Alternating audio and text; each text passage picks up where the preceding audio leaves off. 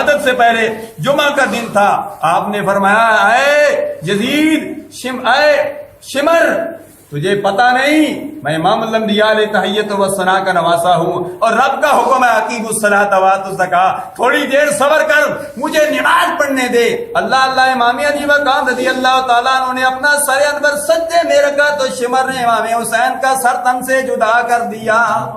انا للہ و انا الیہ راجعون، قرآن کہتا ہے اولئک علیہم صلوات من ربہم ورحمہ واولئک هم المہتدون۔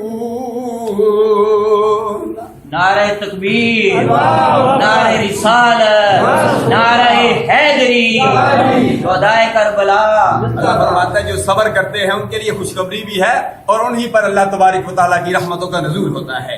تو حاضرین و ناظرین، الحمدللہ امام علی مقام رضی اللہ تعالیٰ عنہ ہمیں یہ درس دے گئے، فرمایا اے مجھے ماننے والوں، میرا ذکر کرنے والوں، میرے نام پر لنگر تقسیم کرنے والوں، اہتمام کرنے والوں، فرمایا ٹھیک ہے یہ سارے کام بھی کرو، فرمایا ذکر حسین بھی کرو، اور ذکر حسین کے ساتھ فکر حسین بھی کرو۔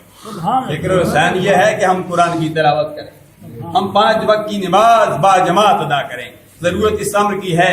الحمدللہ یہ مسجد غوثیہ تھی، جیسا کہ میں نے پہلے عرض کیا، وقف شدہ مسجد ہے، الحمدللہ مسجد جو ہے